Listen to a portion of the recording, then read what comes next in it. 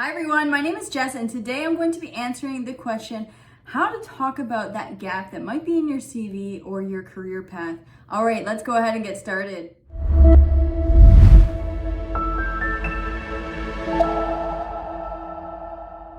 All right everyone, welcome back to my channel. If you're new here, go ahead and hit that subscribe button below. You will be reminded that every single Monday I do post new content and you'll help me out a lot hit my YouTube goals. Now, you are here because you have a gap in your resume, or when you're in an interview, they ask you about the gap and you don't really know what to do, how to write it down on paper, and how to discuss it. I'm going to talk today about two types of gaps.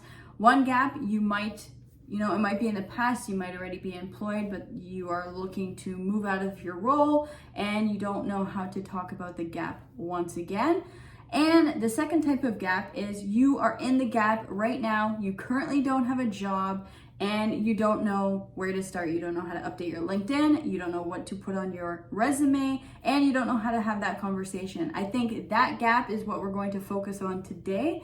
And some of these tips will help you if you do have a past gap and how to incorporate that in your resume and if you are looking for a new job. Now, there are loads of reasons why people take time off and have gaps. Some study, and that is why you've taken the gap. Some take a trip and they go away for 6 months or 1 year or even longer. Some decide that they are burnt out and they need a break, and that is reasonable.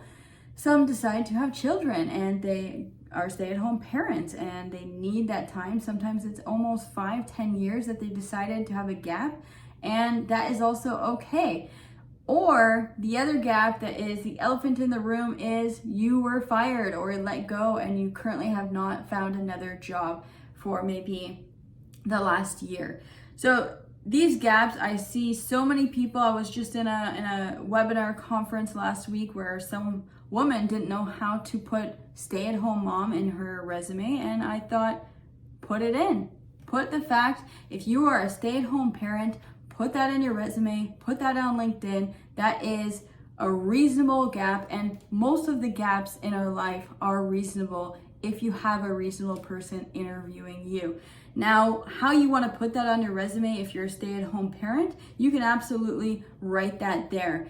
If you want to add some description, you can put some key learnings, but I would not say why you decided to take that gap until you get into the interview. So make it really short what you've done during that time.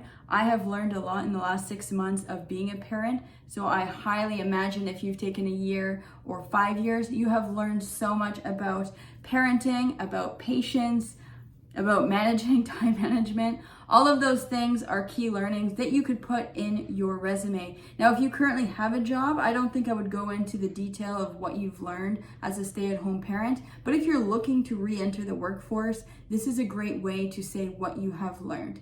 Now, other gaps that I discussed, if you are studying or if you took a trip, go ahead and put that in your resume and have the conversation. Don't oversell and don't write a whole paragraph of what you did and what you learned, because it's just going to make your resume look a little bit messy. So leave that conversation, prep the conversation to have in the interview, and really you want to focus on, if you took 6 months, if you took 1 year, what are the key points and what are the things that you learned about yourself, that you learned maybe about the world, or you learned about the people around you.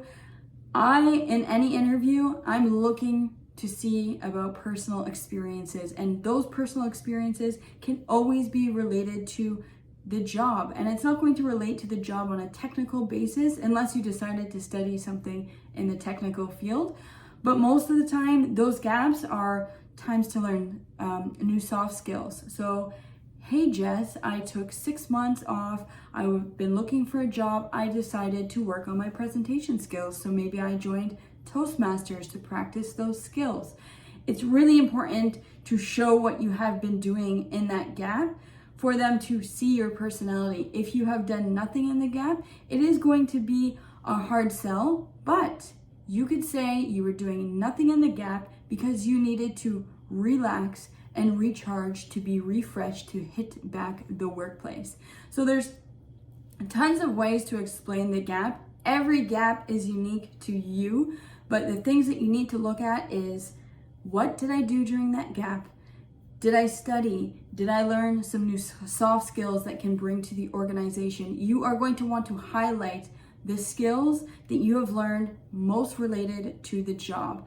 And, you know, some people took the time to maybe work part-time or be a consultant or start a business. And I see so many times where people are like, well, I failed at that, so I did not put that in my resume. I put all my failures in my resume because it is part of my journey, and each failure, I'm going to learn something new. So don't shy away from putting in your failures, or I started a business and it failed. Put that in. Be as honest as you can, be really direct, and save the stories and explanation of why you decided to take a gap for the interview. Now, I hope that helps you. I hope it gives you a little bit of ease when you are having that conversation. It is best to be honest, especially in 2021. People just want authentic, real conversations in an interview, and it's okay to take a gap, especially if you needed it. And circumstance, maybe you had a child, also you can put that in. There's so many new people switching industries in 2021. The more you can explain yourself, the better luck you will have in an interview. Now, if you like this video, feel free to give me a thumbs up. And again, I will see you next Monday for another new video. Have a great day and take care.